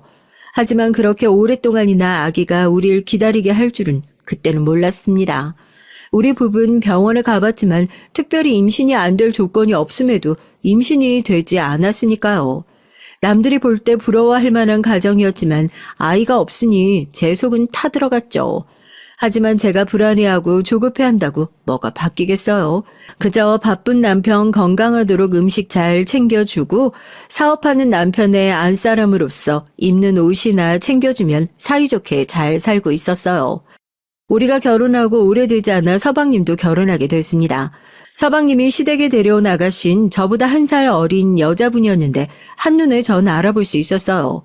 그 여잔 속된 말로 된장녀의 성형녀였거든요. 된장녀란 여자가 속물처럼 명품이나 남들 눈에 있어 보이는 겉모습, 치장만 중요시하는 여자라고 하잖아요. 그 여잔 발끝부터 머리 끝까지 온갖 명품으로 도배를 했고 쌍꺼풀이 크고 코를 있는 대로 높게 세워선지 어색한 느낌이 강한 얼굴이었습니다. 제가 나중에 서방님에게 살짝 물어봤을 정도예요. 서방님, 예비 신부 친정집이 부자인가요? 명품을 아주 좋아하나 봐요. 아니요, 그냥 평범하게 회사 다니다가 은퇴하신 분들이에요. 저 사람이 명품을 좀 좋아해야 말이죠. 자기 월급을 고스란히 저런 옷이랑 액세서리 같은 거 사더라고요. 이렇게 말하는 서방님은 골치 아프다는 표정이었어요. 사실 그 아가씨와 서방님은 우리처럼 불타는 사랑으로 결혼까지 가게 된 것이 아니라 따로 사정이 있었거든요. 서방님 회사가 화성시에 있어서 인근 오피스텔을 자취하며 살다가 이웃으로 만나게 되면서 친해지게 됐는데 어느 날 술김에 두 사람은 그만 선을 넘게 된 거죠.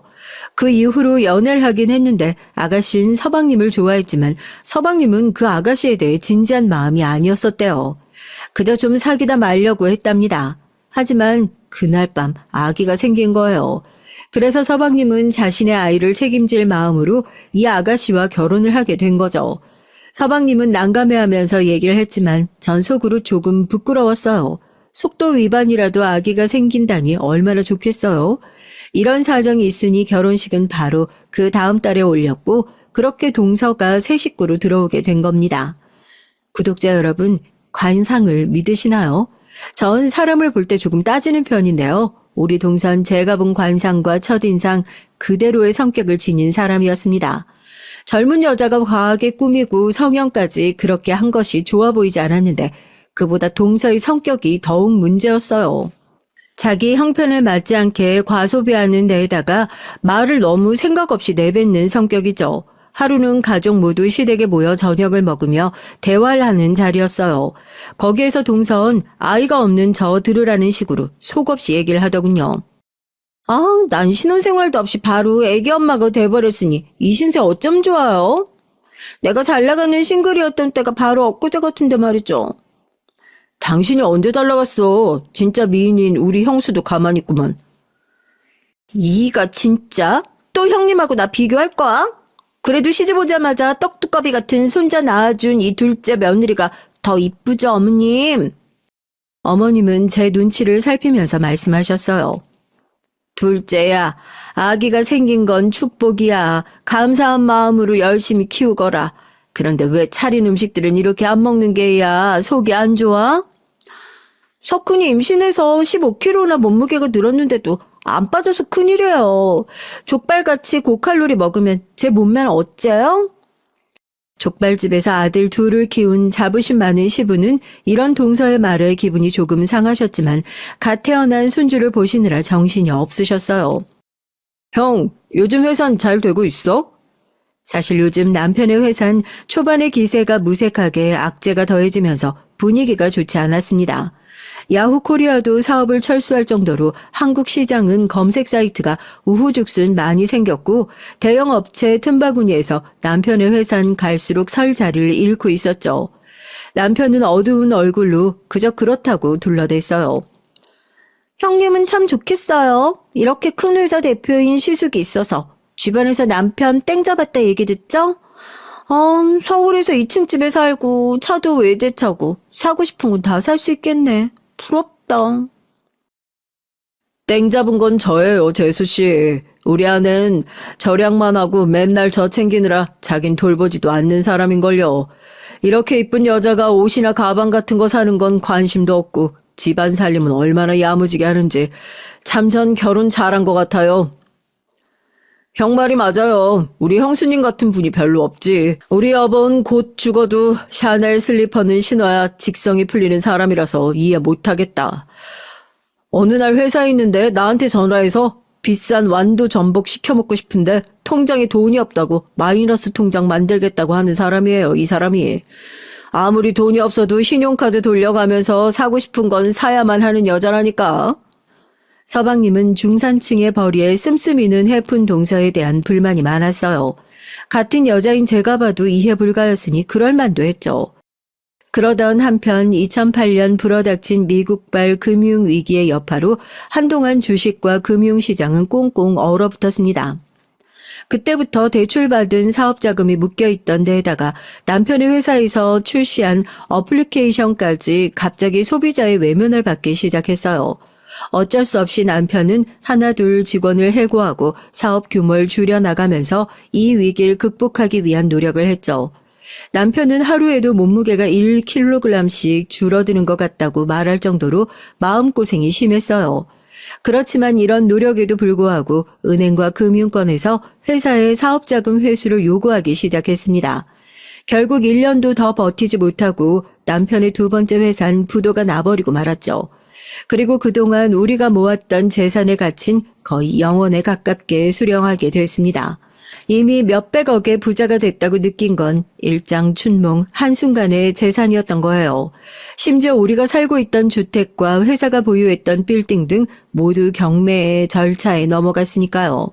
부유층에서 하루아침에 잘 곳도 없는 거지 신세가 되어버린 셈입니다. 시부모님은 우리가 지낼 거처로 인근 지역에 한 오피스텔을 마련해 주셨어요. 하마터면 오갈 데 없이 길거리에 나앉을 뻔했는데 우리 부부는 시부모님 덕분에 그곳에서 살 수 있었죠. 하지만 우리 남편은 마냥 시름에 젖어서 사업 실패의 우울에 빠져있지만은 않았습니다. 내 남편은 포기라는 걸 모르는 사람처럼 제 길을 노리고 있었거든요. 우린 오피스텔 근처 포장마차에서 밤에 소주를 기울이면서 앞으로 어떻게 살 것인지 고민을 하고 또 잘해보기로 다짐했습니다. 여보, 나 믿지? 이번 사업 실패해서 내가 무얼 어디서부터 잘못한 건지 복귀하고 있어. 나 아직 30대고 젊어. 그리고 나에겐 성공할 수 있는 아이템이 더 있다고. 사업 일으킬 수 있도록 자금을 모으고 주변 사람들의 도움 받는다면 나 다시 일어날 수 있을 거야. 그럼요. 나 당신 믿어. 당신은 내가 아는 모든 사람 중에 가장 똑똑하고 아이디어가 넘치는 남자인걸. 그리고 우리는 아직 젊으니까 걱정 같은 건 안 해요. 내가 있는 힘껏 당신들 도울게요. 당신은 또 해낼 수 있어.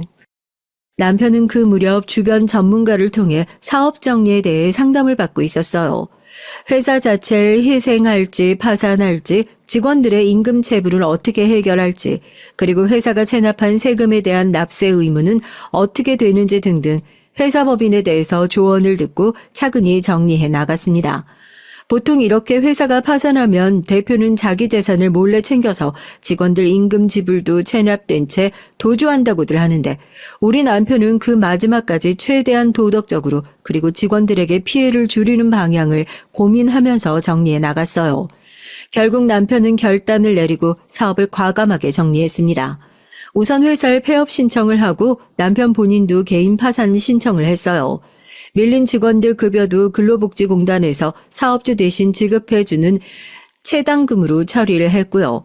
그나마 사업주가 나서서 채당금으로 처리해준 데 대한 보답으로 직원들은 검찰의 임금 체불로 인한 형사처벌을 원하지 않는다는 탄원서를 내줘서 처벌도 면할 수 있었습니다.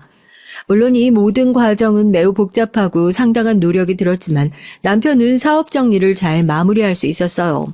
폐업한 두 번째 회사를 깔끔하게 정리하고 나자 남편은 새로운 회사를 다니기 시작했어요. 새 직장은 이전에 파산한 회사의 직원들과 함께 설립한 게임 회사였습니다. 직원들은 폐업한 회사에서 구상 중이던 게임 프로젝트를 새로 설립한 회사에서 진행했어요.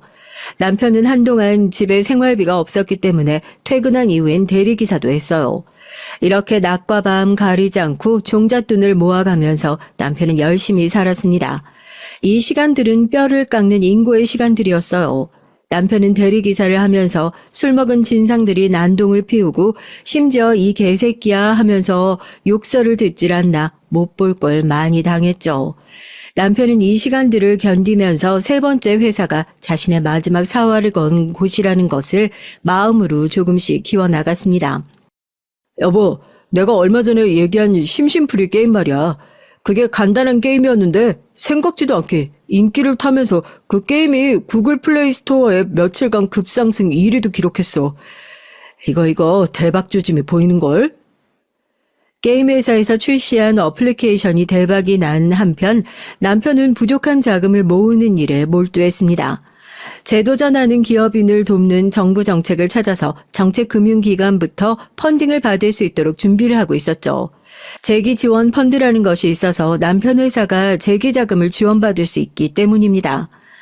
새로 세운 회사 직원들은 원래 게임 동아리 친구들로 게임이나 어플리케이션에 대해 잘 알고 있었고 남편은 사업 경험이 많은 대표였기 때문에 회사는 상승세였고 비전까지 있어 보였어요. 히트를 쳤던 심심풀이 게임에 이어 알고리즘을 기반으로 한 맞춤형 영상 채팅 앱까지 개발하기에 이르렀습니다. 이 어플리케이션은 한국 시장뿐 아니라 중국 등 아시아 시장에서도 큰 인기를 끌었죠. 그래서 중국의 거대 기업과 미국의 데이트 앱 관련 큰 회사들이 남편의 회사를 사들이겠다고 제안까지 받았어요. 이렇게 회사는 국내 최초 스타트업 엑셀레이터로 불린다는 제목으로 경영인 잡지에도 실릴 정도로 남편은 벤처기업 경영자로 주목받고 있었습니다. 남편의 유명세는 더해져서 여기저기 강연이 쇄도했고 후배들을 만나면 남편은 이렇게 조언을 했어요. 사람이 태어났으면 인생에 한 번은 무조건 창업하라 라면서 말이죠. 이렇게 남편은 이전의 실패들을 딛고 일어서서 사업에서 성공 가도를 달리고 있었습니다. 눈앞에 큰돈이 오고 갔고 이전의 2층 집보다 더 럭셔리한 강남의 단독주택을 사서 이사를 갔죠. 남편이 두 번째 회사 파산을 한 지 고작 4년 만의 일이었어요. 우린 금방이라도 부자가 될 것만 같았죠. 그렇지만 이렇게 큰 부를 이룬 것보다 더 큰 선물이 우리를 찾아왔습니다. 바로 제가 아기를 임신한 것이에요. 너무나 기다리던 아기가 우리 부부에게 와서 전 행복감으로 어쩔 줄 몰랐습니다. 물론 친정시댁 할 것 없이 모든 가족들이 임신을 축하해줬죠. 전 예쁜 딸아이를 순산했고 시부가 장명소에서 지어준 이름 이진아를 아이의 이름으로 했습니다. 우리 진아는 건강하고 예쁘게 잘 크고 있었고 남편의 회사가 번창해서 생활이 여유로우니까 전 어느 하나 아쉬울 것 없는 삶을 살았어요. 하지만 하늘에서 저희의 이런 행복을 오랫동안 허락해주진 않았습니다.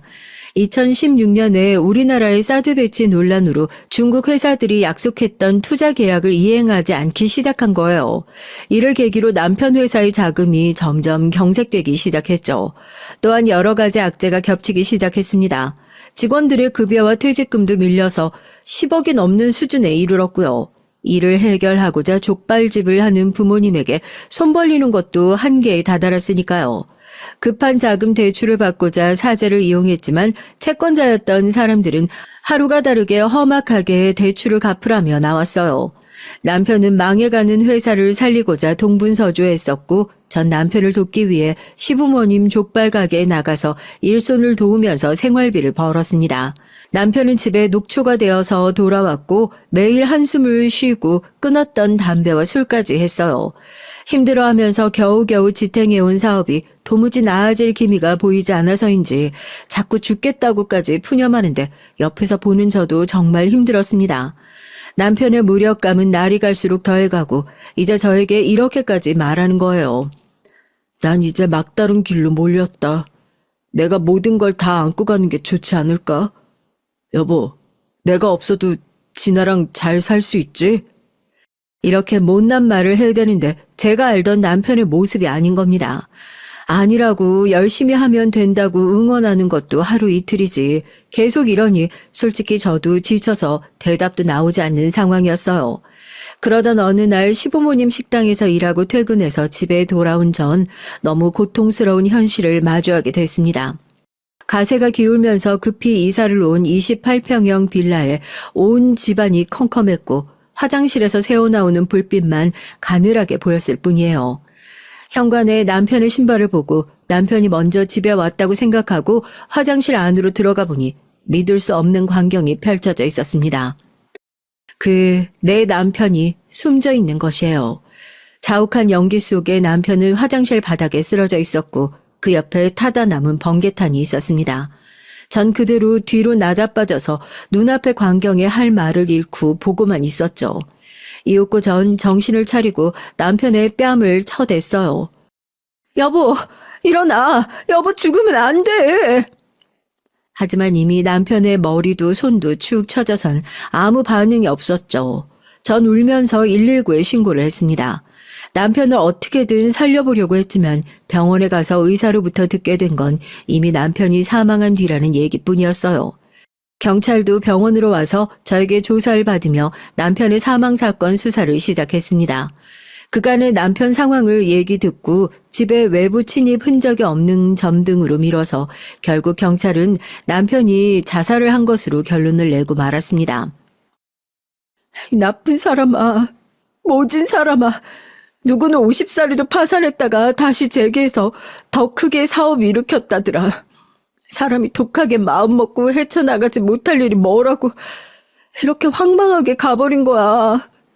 이제 3살 된 우리 애기랑 난 어떻게 살라고 이렇게 혼자 떠난 거야. 전 남편을 떠나보내면서 그가 너무나 원망스러웠어요. 그리고 경찰은 우리 집 식탁에 놓여진 남편의 유서를 발견하고 저에게 전해줬습니다. 부모님 정말 죄송합니다.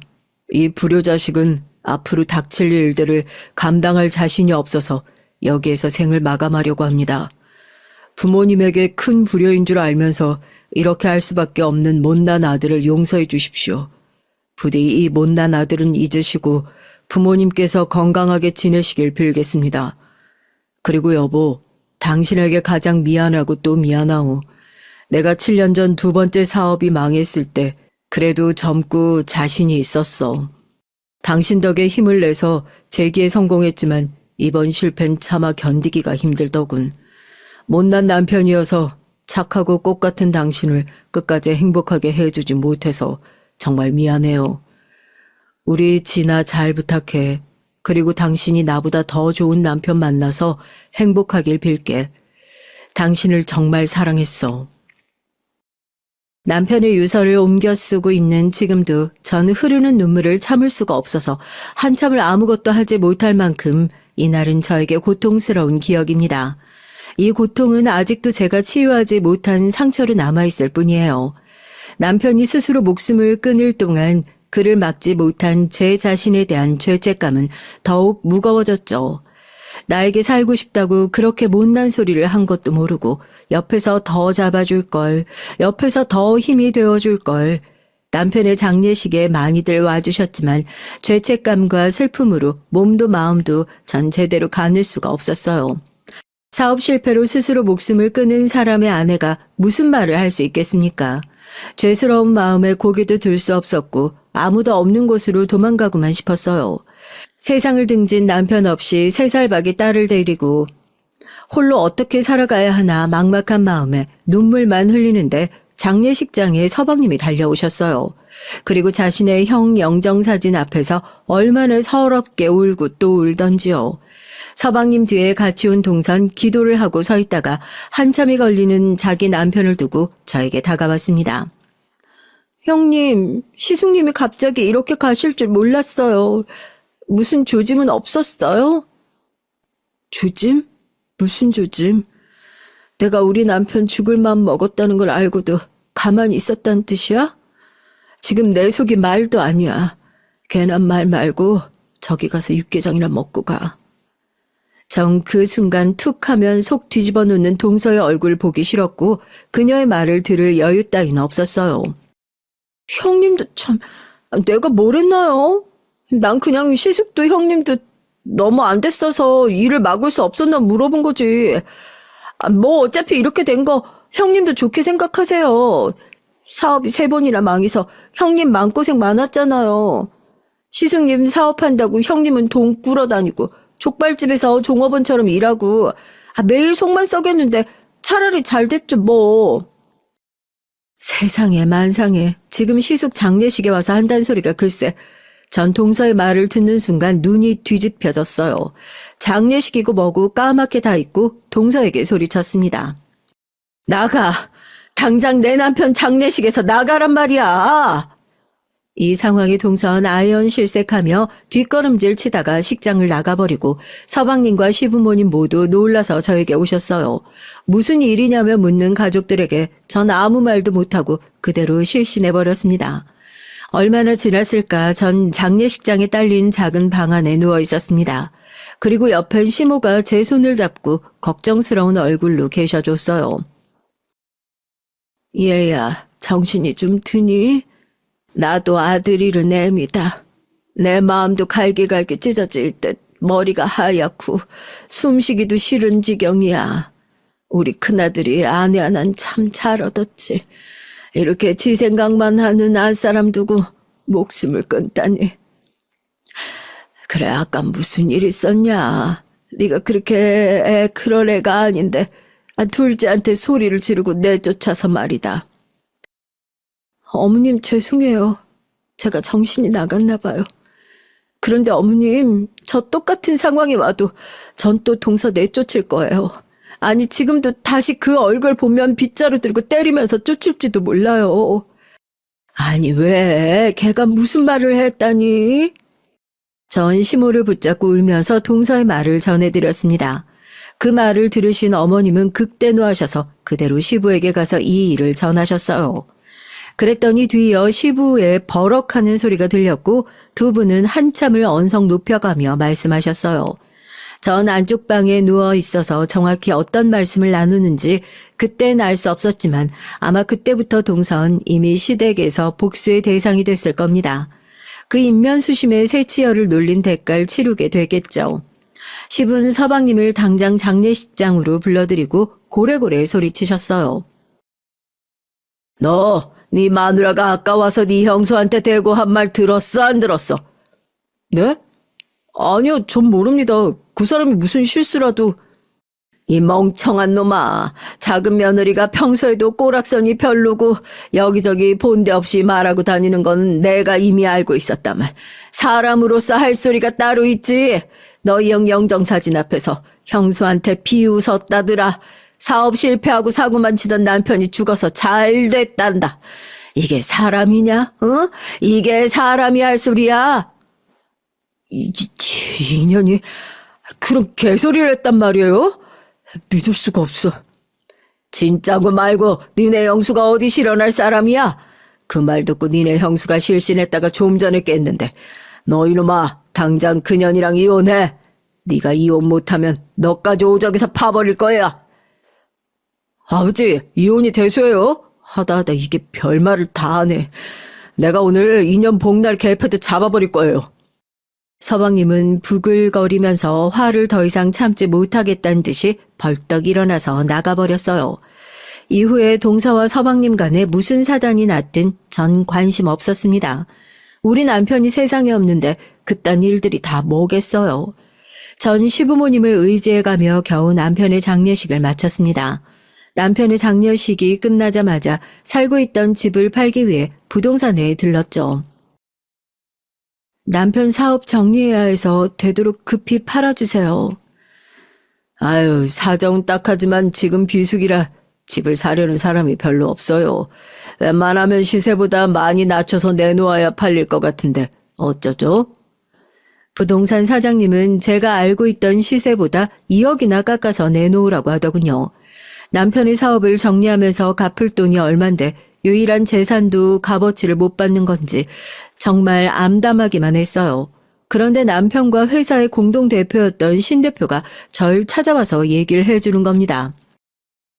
재수씨, 우리 이 대표는 그저 약한 마음을 먹고 그렇게 된 게 아닙니다.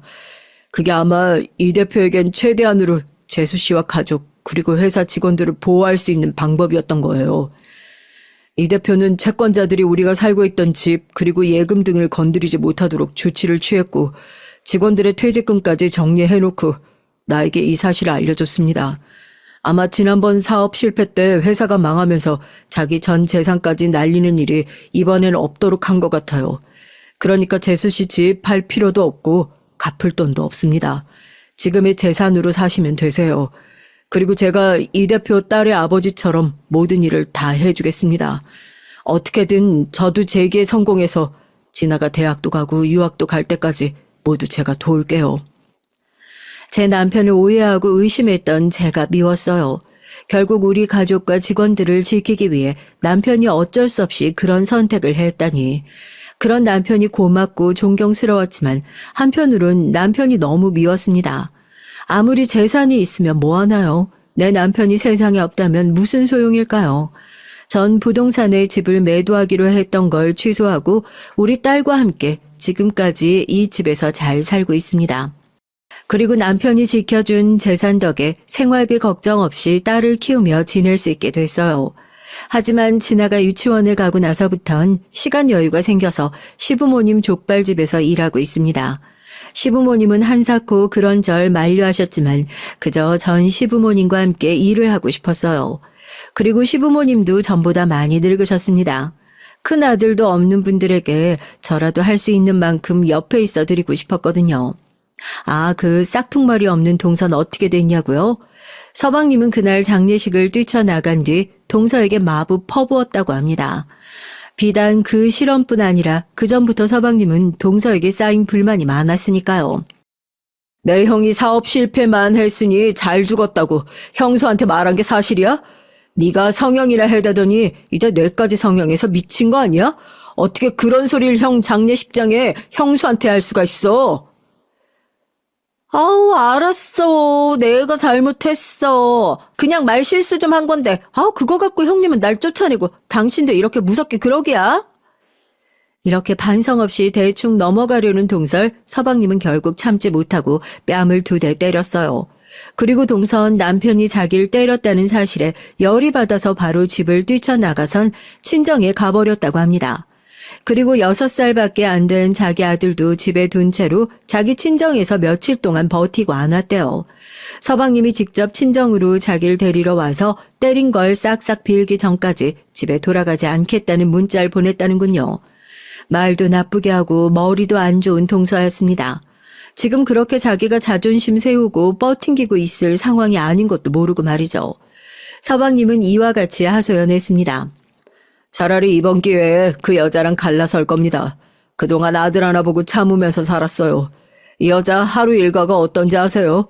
남편은 이른 아침에 뚜벅이로 회사로 출근하는데 이 여자는 늦지막히 일어나서 석훈이 아침도 대충 챙겨서 유치원 셔틀버스 태워 보내놓고 내 차 한 대 있는 거 끌고 나와서 맨날 동네 엄마들이랑 몰려다니고 놀았어요.